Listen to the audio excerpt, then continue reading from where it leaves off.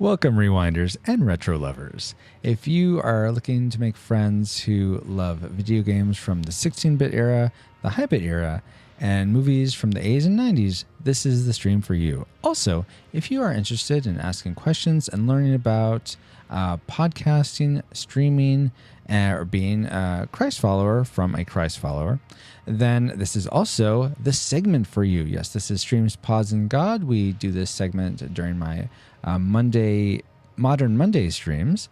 And tonight, we are going to be talking about practical steps to becoming a content creator. If you've ever thought about, you know what, maybe I'd like to start a podcast, or man, YouTube's big, I want to be a YouTuber, or maybe even doing blogging or live streaming like this, then hopefully these will be some practical steps that you can do to get started on that journey. And then after I go through my points, 3 points, then I'll take Q&A, and we can talk, and you can ask any questions. They can be about the topic, or they can be about anything else. So here we go, your practical guide to becoming a content creator. The way I'm going to start this is, the way I would suggest starting is 3 things. You're going to assess your passions and interests. You're going to assess your skills and knowledge base, and you're going to assess your resources. So first, assessing your passions and your interests. This should be fairly, I would hope it's easy for you. I mean, you know you and what you like, but if you're not sure what types of things you're passionate about or what you love doing, think about what the things that you could talk to friends about forever, like, or the things you enjoy doing, and especially the things you love learning about. That's a big one, I would say. Things that you love to continually learn about. So for me, as an example, I've loved movies most of my life, watching movies, and I really love, if I'm going to buy a movie, like on Blu-ray or in the olden days, DVD, would be especially drawn to movies where they had audio commentary and behind the scenes, because I love learning about how movies are made. So that would be an example of something you love, especially you love to engage with it, you love to learn more about it. So there's an example of assessing what your passions or interests are. And as a little side note, I maybe should have started with this. You can write these down, like in 3 columns, maybe list out some of it, and you list out as many passions or interests as you have. There's no magic number or anything, just whatever. If you enjoy knitting, if you enjoy orchids, I'm listing some of my wife's passions right now. Let's say you really enjoy like fishing, or you're really into maybe playing pool, or I don't know, making or drones. Drones is a big thing. So anything you have passion or interest in, list that out in this first column. The second thing you're going to do is you're going to assess your skills and knowledge. So this is pretty much things maybe you're not super passionate about, but you have like a wide knowledge base in. Let's say you are a teacher and you know a lot about how to form a lesson plan, or maybe you're a CPA and are really good at figuring out complex systems and or complex forms and how they interact with one another, or the legalese of certain documents. Or maybe you are let's see. I'm trying to think if I want to use any of the folks in chat as an example. Or maybe you're a martial arts instructor and you are teaching kids or adults how to better themselves physically and mentally. Pretty much you write down in this second column the knowledge you have and the experience you have from jobs or just life experience in general. Maybe you coach soccer, or you do volunteer work. List the things where you feel like you have a decent set of skills. I have a certain set of skills. Liam Neeson style. I still have yet to see Taken. Anyway, that's an aside. But that's what the things you're going to list out in this second column. For me, what I would put down in this column is graphic design and web design, because that's pretty much what I do for a living, is create graphics and create websites, or work on websites, do a bit of development. So that's what I'd put down in this assess your knowledge and skills column.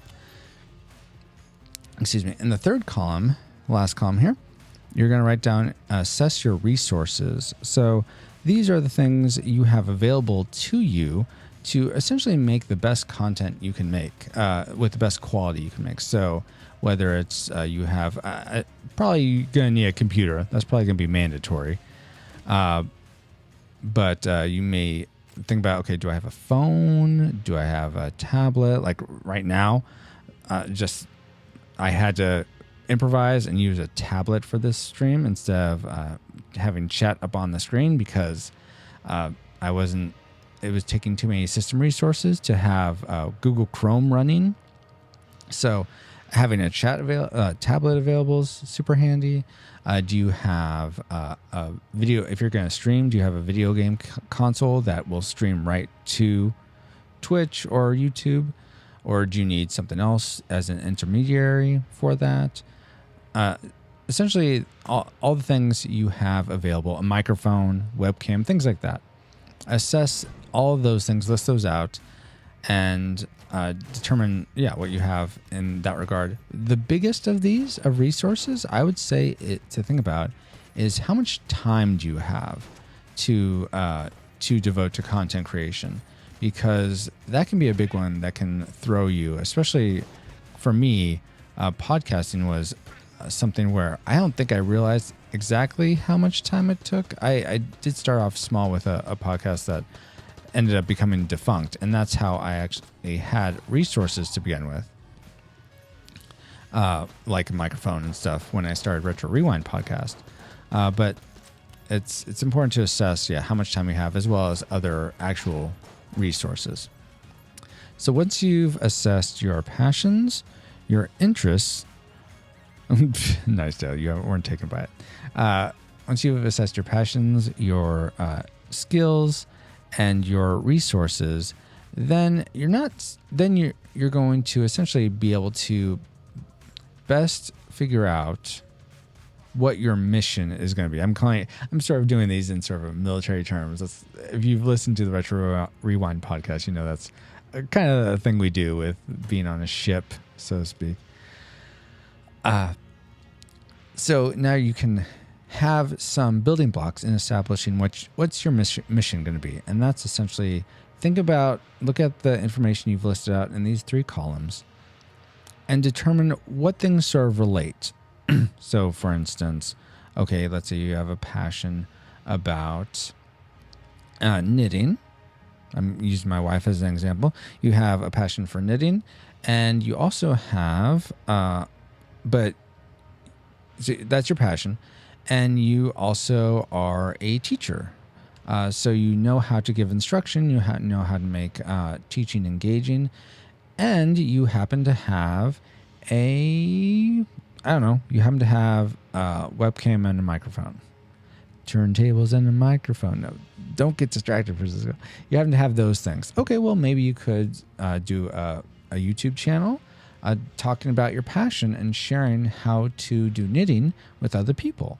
Or you could do a podcast. That's a bit more of a audio medium than a visual one, which if you're trying to teach knitting, maybe that wouldn't be the way to go. But maybe instead of teaching knitting, you like talking about what the latest news in knitting is. I'm sure there is that. I mean, every niche has its news cycle, I'm sure.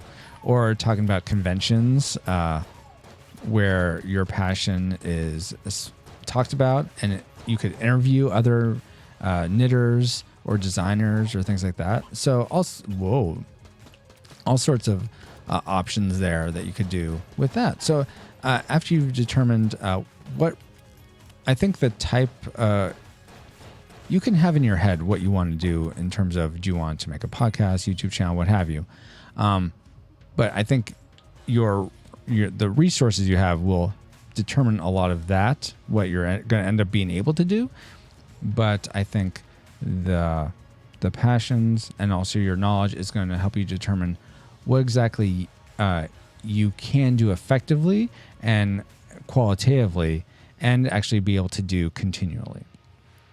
So there were your practical steps to becoming a content creator. Really, really base level, but hopefully that helps you to think about how you can start creating content in a practical way. I do want to give you one more bonus thing, and I wish I would have known this, but assess your allies. That is, assess the people in your life that may be able to partner with you to do this content creation, whether it's people you know you can interview. Yeah, people that can help you in the content creation. So thank you for listening. Hopefully this was helpful to you. If it was, please like, share, and subscribe. And now we're going to go to the Q&A section. If you have any questions and you're watching the replay of this, feel free to leave them in the comments below. Otherwise, chat, do you have any questions about anything I said or anything else?